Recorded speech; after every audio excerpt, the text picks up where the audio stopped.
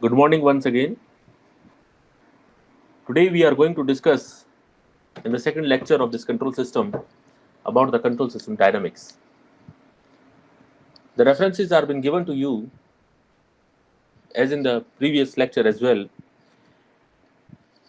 about the control system engineering and modern control engineering. Now let's start it.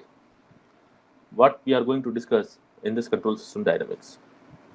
In the control system dynamics, we will be discussing what are the different types of systems, how they are being derived and how they are being transformed. In this, we will be discussing about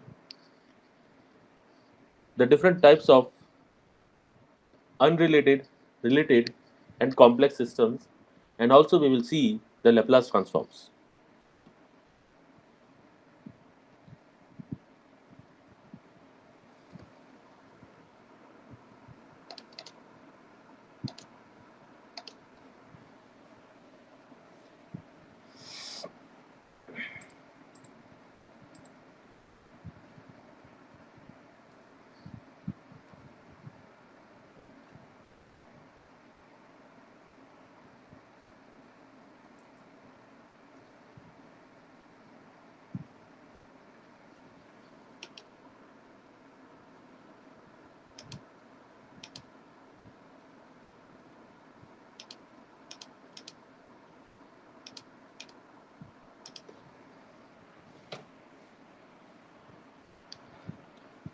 So we will discuss about the different types of dynamics of the control system. So let's start it one by one. So basically, it is a study of characteristic behavior of the dynamic system. That is the differential equation. The differential equations being defined can be written into the first order system and the second order system. Though we can also go for the higher order systems, but definitely the higher order third and the fourth order systems will definitely require a large computational techniques, which requires the computers to find out the solutions. So in here, we are only restricting us towards the first order and the second order systems only. We will also, it is necessary that the system transfer functions are need to be identified. That means the converting the physical systems into the transfer functions, and how they have been converted, they are by using the Laplace transform. So in this lecture, we will also study about the Laplace transform. Now, first of all, let's see the Laplace transform. The Laplace transform converts the differential equations into the algebraic equations. They are related to frequency responses. Here, the Laplace transform of a function x of t, where x of t is nothing but it's a function of time, which is representing, it may be a discrete or a continuous. So when we are converting the continuous time signals, we will require the Laplace transforms. Now the Laplace of this xt is equal to x of s, where s is the, we are converting the time domain to the s domain, and this is equal to nothing but integrating the system xt from 0 to infinity with the lag of e to the power minus st dt. Similarly, I can write the transfer Laplace domain, Laplace transform of the different time domain functions. Here the table has been given for the major 12 important functions on the time domain and their Laplace transforms. This Laplace transform you have already studied in the previous semesters, so we are just going to overview about it. There is a delay. There is a delay time. There is a delay function delta of t minus tau. Then the Laplace domain will be e to the power minus tau s. The unit impulse function delta t is been given to you, and the Laplace transform will be 1.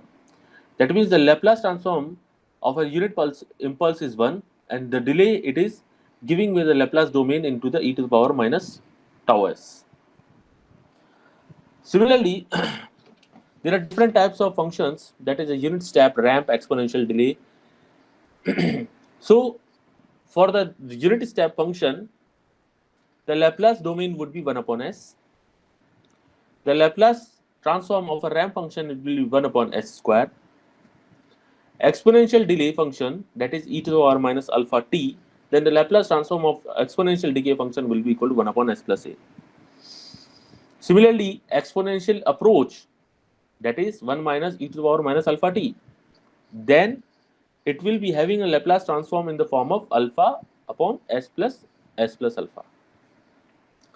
For a sine wave, for a sine function, that is of sine of omega t, where omega is the frequency, then the Laplace transform of this function will be equal to omega upon s square plus omega square. Similarly, for the cosine function, that is the cos of omega t, the Laplace transform function for it will be s upon s square plus omega square. For an hyperbolic sine, it is equal to sine hyperbolic alpha t, it will be alpha upon alpha s square minus alpha square. Similarly, the other two, cosine hyperbolic, exponentially decaying sine wave and exponentially decaying cosine wave, that Laplace transforms are being given to you. Now, the solution of system dynamics in Laplace transform. The Laplace transform can be solved by using the partial fractions method. We have studied that a system is usually represented by the following dynamic equation, where n of s is equal to as upon bs, where as is representing the polynomial in the numerator and bs is in the denominator polynomials. We have already seen in the circuit analysis that how these polynomials are behaving and how the poles and zeros are been affecting and what are the restrictions being imposed for designing the circuits, for synthesizing the circuits. Similarly, such same conditions have been applied over here, and the factors of the denominator bs is being represented by the following forms. The first form is the unrepeated factors, the second form is repeated factors, and third is the unrepeated complex factors. So we will discuss them one by one.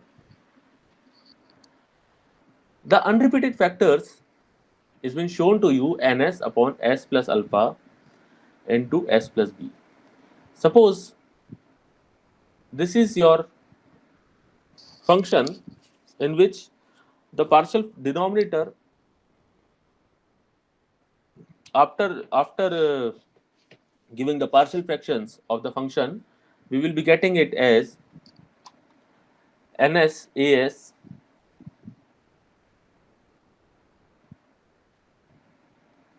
a into s plus b into b plus s plus a into upon this.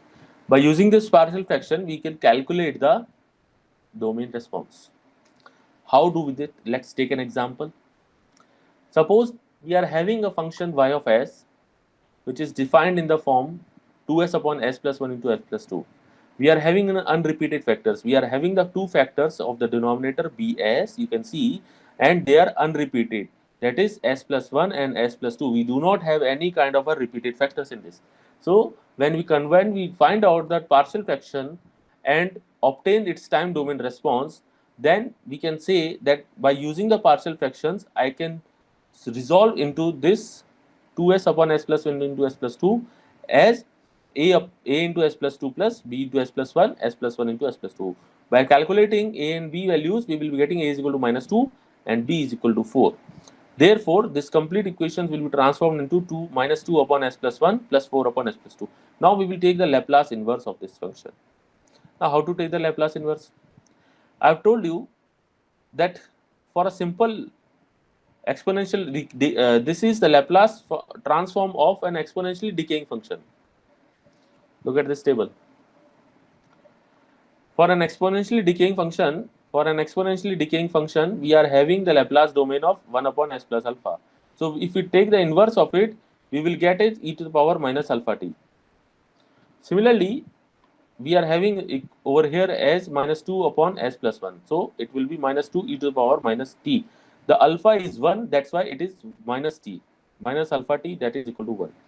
Similarly, for this term, it is 4 upon s plus 2. It will be giving me the 4 into e to the power minus 2t. So this is the Laplace, this is the response in the time domain. This is the response in the time domain. So if I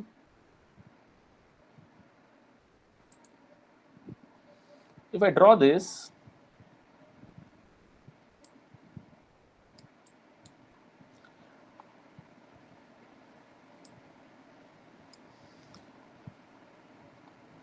minus 2 e to the power minus t and 4 e to the power minus 2t.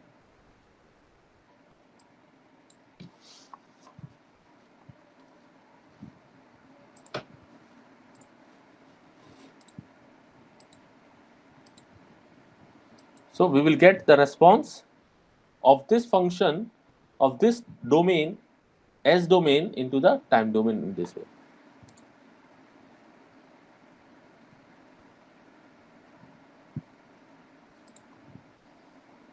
Now let's see. Now let's talk about the repeated factors. The denominator is having the repeated factors as s plus 1 whole square and s plus 2. Now look at this. If you are having the repeated factors, that is s plus a square, then it will be done, then the partial factor fractions are being done in this way. Then let's take an example. If we are having this function in which we are having the square of one of the repeated factor. In this, we are having the no repeated factors. Let's repeat this s plus 1 as a another factor, which that's why we are taking it as a square. Now the solution of this Laplace transform is explained. We will be transforming it.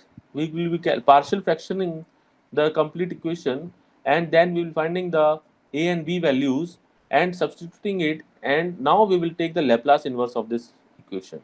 Now when we take the Laplace inverse of this, then we will be getting minus 2 t e to the power minus t, the square of it, s plus 1 square.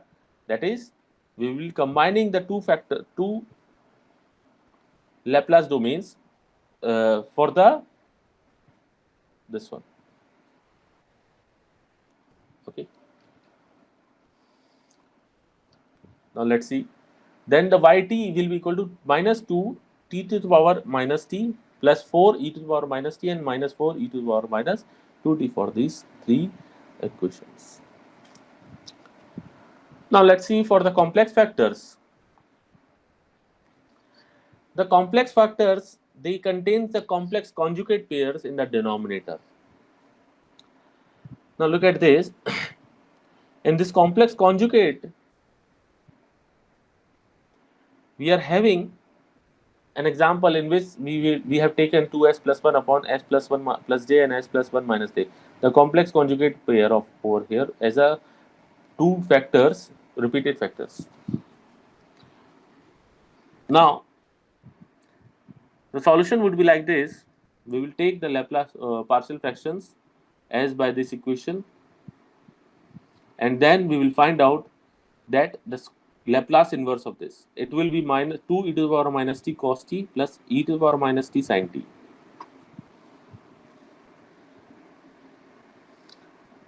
Now let's discuss about the initial value theorem. The initial value theorem states that when we apply a limit on a function, time domain function, where the time is varying, where the time is tends to 0, then in S domain, the limit is been applied will be equal to s into y to ys, where s tends to infinity. Always remember that when when one tends to 0 in one of the domain, then in another domain it will tends to infinity. That means if the time is tends to 0 in time domain, then the s will then the frequency will tends to infinite in the frequency domain. The time domain and frequency domains are always work like this only. Okay, if the time domain is approaching to 0, then the frequency domain will approaches to infinity. Whereas if the time domain is approaching to infinity, the frequency domain will be approaching towards the 0. So in the initial value theorem, the time domain is being approaches to 0, the initial value, and opposite to this, when we are converting into the S domain, when we apply the limit on it, then in that case, the S will be tends to infinity. Let's take an example. We have to determine the initial value of the time domain response of the following equation using the initial value theorem. Now look at this equation. We are having the complex conjugate pair, complex conjugate roots of the denominator. Then the solution of the above equation using the partial fraction is already been defined in this previous slide. Now, when we apply the initial value theorem on this, we can see that s into 2s plus 1 upon s plus 1 into s plus 1 minus j. Apply the initial value when the s tends to infinity. This is in s domain, so we apply the limit on it where the s tends to infinity. We can see that when the s tends to infinity, what will happen? It will give me only 2. 1, 1 and 1. 1 plus j, 1 minus j. The square of these will be getting 1 and this will be 1. So it will be 2. Is this clear? Similarly, for a final value theorem, in this, I told you that in the time domain, the t tends to infinity, whereas in the frequency domain, the s tends to 0. I've told you the time domain and frequency domain both are working in opposite way. If the time domain is approaching towards the 0, the frequency domain is approaching towards the infinity, and vice versa. Now, in the final value theorem, the time domain is approaching towards the infinity, and the frequency domain is approaching towards the 0. So, when we apply the final value theorem on this, then we can say that the partial fractions of this equation would be this one, which we have already calculated in the previous slide. And when we apply on this, we will be getting a final value of 2. That means how to apply? You apply the s tends to infinity in this. Just a second. You apply the s tends to 0 over here. When you apply the s tends to 0, you take the common s from over here. When you change it, it will give me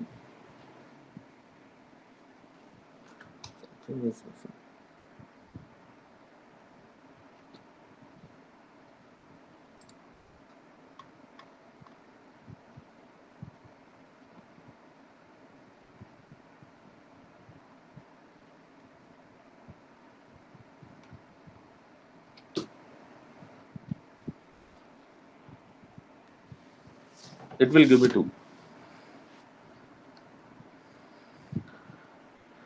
Now let's do the MCQs one by one. The first question has been given to you. What is the Laplace transform of f of t? What will be the Laplace transform of ft when the frequency domain function has been given to you? That is, it will be equal to 0 to infinity e to the power minus stft dt, or it will be e to the power minus stf of t dt. The answer is obviously given to you, that is option D. Why? Because we know that the value is varying from 0 to infinity with e to the power minus st is the standard term which has been used in the Laplace transform, and ft is the function.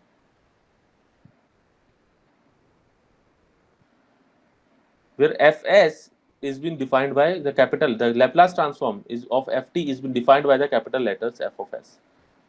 That's why it is option D. Obviously, in this option C, this cannot be represented with the capital letters. This is the wrong notation to be written. In the option B, both are in the small letters. This is obviously this cannot be in the time domain. This always should be in the frequency domain. It is also in the frequency domain, but it is been defined with the wrong notations. That's why the option D is the correct answer. Next is the Laplace transformation of delta t minus alpha. What is the Laplace transform of delay function? I have told you. Look at this. The delay function is been delta t minus tau. The Laplace transform is a exponential term which is equal to e to the power minus tau s. So apply the same concept over here. It will be what? It will be e to the power minus t minus tau. T minus tau. That means it will be equal to e to the power minus a s tau s. E to the power tau s or a s. A tau is equal to a over here. That's why the option C is correct.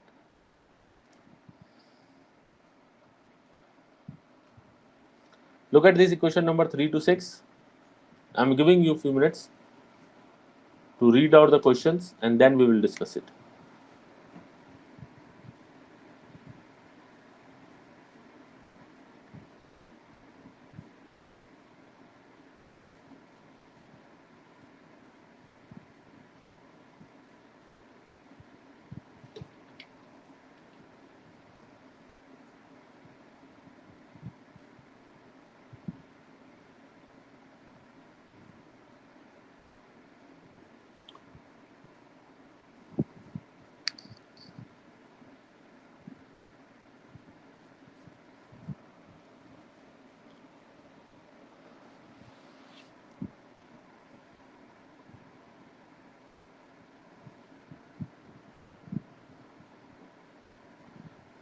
I hope you have seen. Take few minutes more. The options are given to you. Understand the solution. Then I will explain it to you why these answers are correct.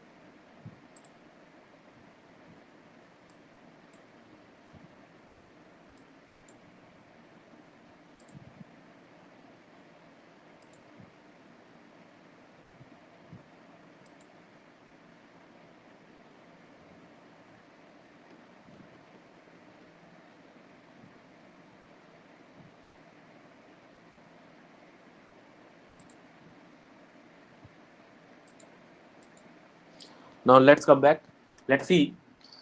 In the question number 3, it has been given that the Laplace transform of ft is been asked, where ft is been given, that is t by k, where t is less than k and it is equal to 0 when t is greater than 0 k. It is somewhat more like that a ramp function where time is increasing and the k value is also varying with respect to time. Now what will be the options? Now we know that when we calculate the Laplace transform of it, we have to do we have to take the two limits. First limit would be from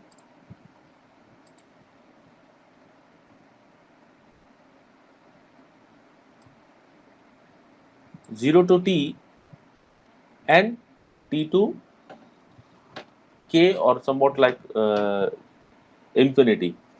Then when we calculate this, The correct answer is option is A. It will be giving minus e to the power minus ks upon s square and so on. Now when we discuss, it's just simple. We can see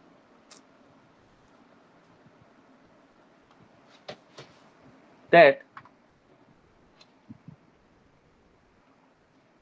this s plus into 1 upon k, it is giving me the it is giving me the two terms. First is s into e to the power minus ks upon s square plus 1 upon k into the e to minus e to the power ks upon s square. Now this minus e to the power ks upon s, it will be, these two terms will give me minus e to the power ks upon s. So it is basically giving me a delay. That means whenever we are having a function in the denominator, it will give me one delay, and when we are having for the remaining portion, it will not give me a delay. Now it is equal to 0. Once once equal to 0, that's why for this type of systems we get the Laplace of this one. Now look at this equation, question number 4. The question number 4 says that the Laplace of t to the power 4 by 3, it is equal to what? Now anything t to the power n will give me n factorial upon n factorial upon s to the power n minus 1, n plus 1. Okay, n factorial upon n to s to the power n plus 1. So here it is t would be 1 upon s, and the factorial of this 4 by 3, then definitely it will be 4 by 3 upon 4 by 3 plus 1, it will be 7 by 3. The option is this one, 4 upon this factorial 1 by 3 upon 9 into s to the power 7 by 3. Now move to the next question.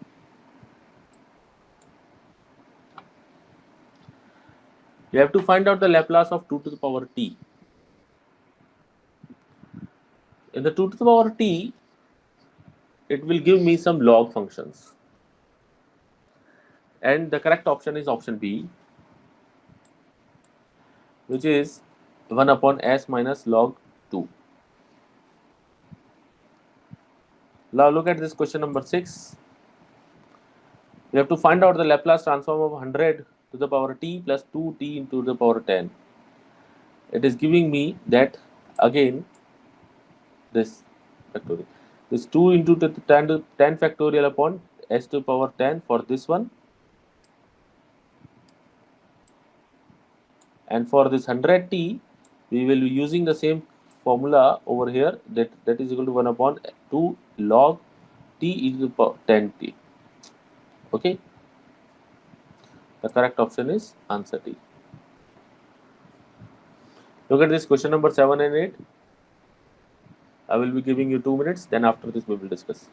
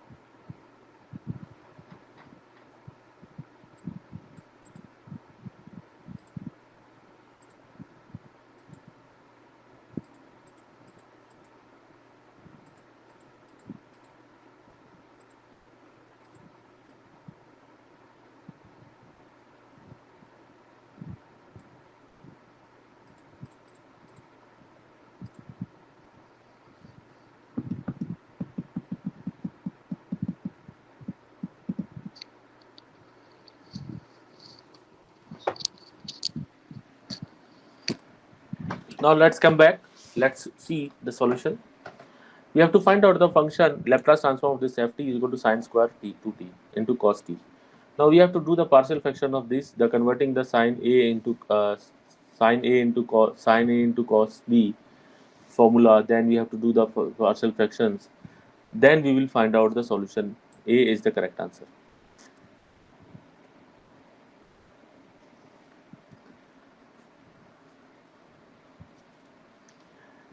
For the solution for this question number 8, you have to find out the Laplace transform of the periodic function f of t, where f of t plus t is equal to f of t for the all values of t greater than equal to 0.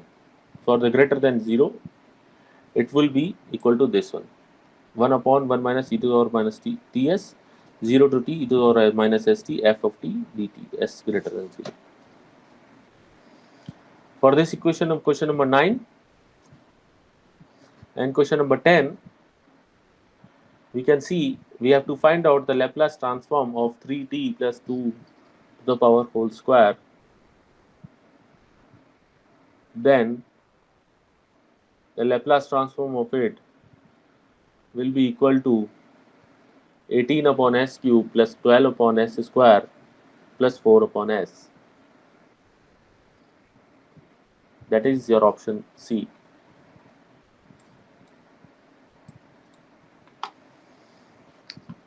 We have to find out the Laplace inverse of 1 upon s to the power n.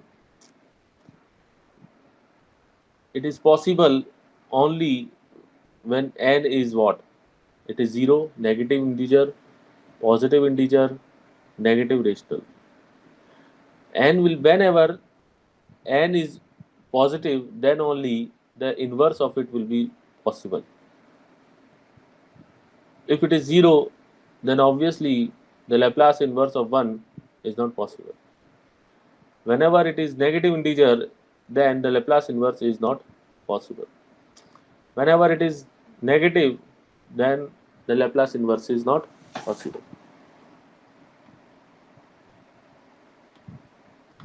That means what we have studied that the Laplace transform converts the differential equations into the algebraic equations. They are related to the frequency response.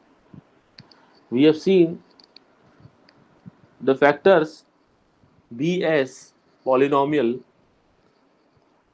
can be represented into the three forms, that is unrepeated factors, repeated factors, unrepeated complex factors. Where we have seen the unrepeated factors and how to deal and how to calculate the Laplace transform and converting the frequency domain components into the time domain components. In the repeated factors, we have seen that how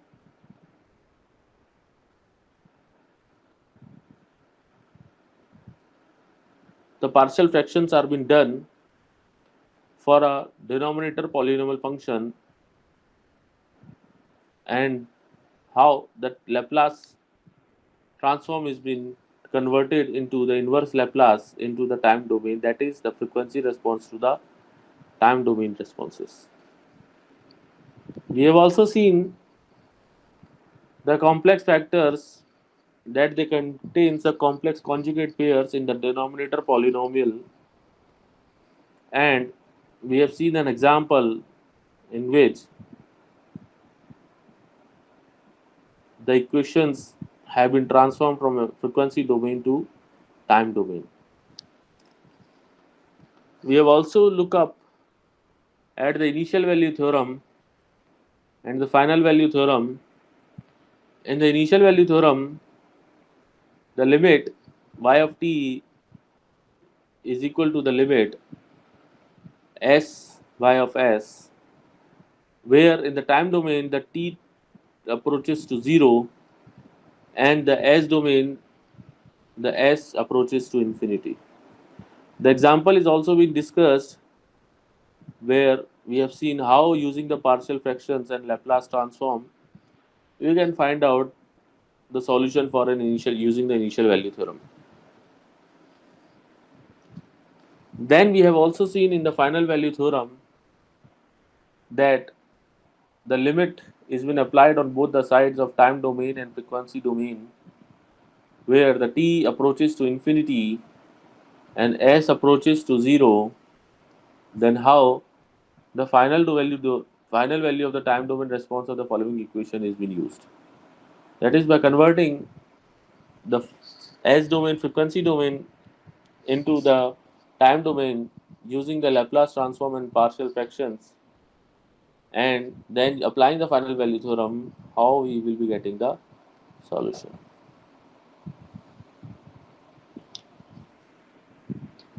Then we have seen the MCQs that how the Laplace transform is been identified for the various types of functions.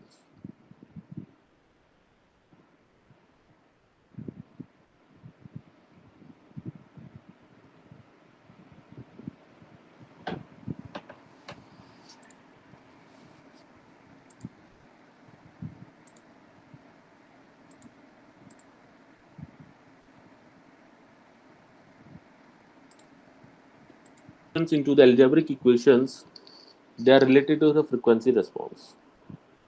We have seen the factors Bs polynomial can be into the represented to the three forms, that is unrepeated factors, repeated factors, unrepeated complex factors. Where we have seen the unrepeated factors and how to deal and how to calculate the Laplace transform and converting the frequency domain components into the time domain components. In the repeated factors, we have seen that how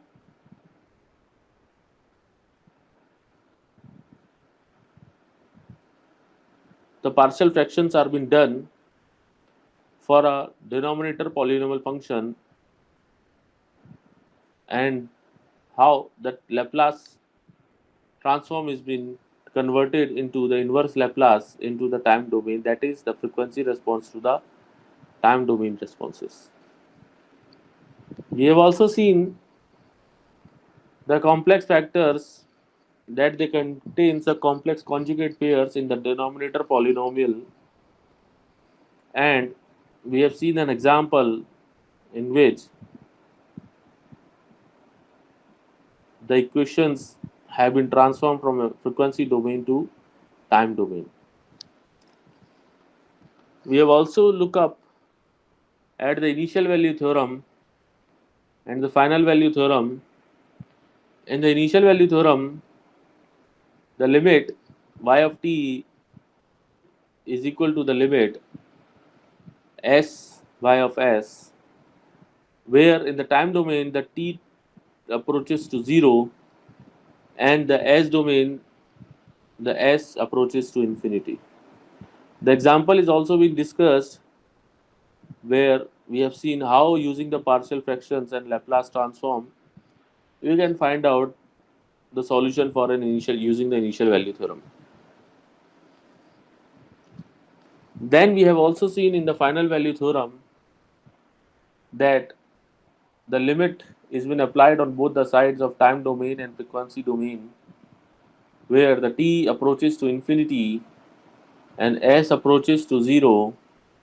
Then how the final value of the time domain response of the following equation is being used. That is by converting the s domain frequency domain into the time domain using the Laplace transform and partial fractions, and then applying the final value theorem, how we will be getting the solution.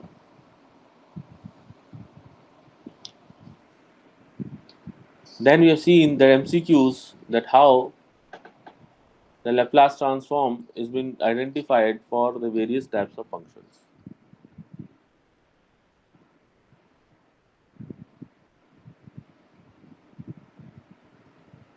Into the algebraic equations, they are related to the frequency response. We have seen the factors Bs polynomial can be represented into the three forms, that is unrepeated factors, repeated factors, unrepeated complex factors. Where we have seen the unrepeated factors and how to deal and how to calculate the Laplace transform and converting the frequency domain components into the time domain components. In the repeated factors, we have seen that how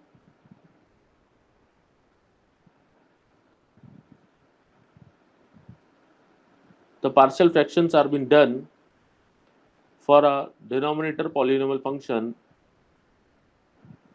and how that Laplace transform is being converted into the inverse Laplace into the time domain, that is the frequency response to the time domain responses. We have also seen the complex factors that they contains the complex conjugate pairs in the denominator polynomial, and we have seen an example in which the equations have been transformed from a frequency domain to time domain. We have also looked up at the initial value theorem and the final value theorem.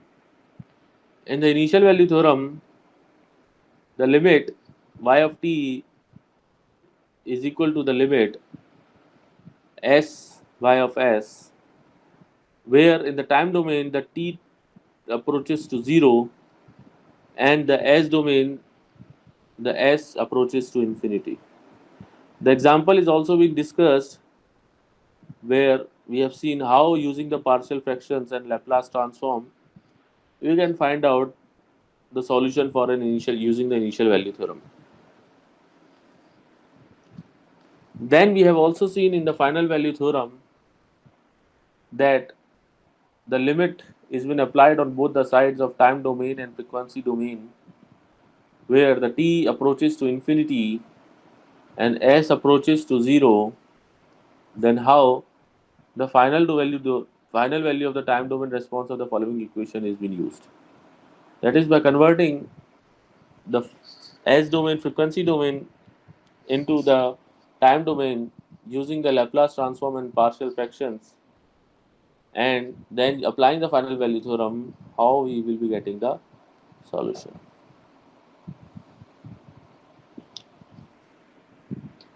Then we have seen the MCQs that how the Laplace transform is been identified for the various types of functions.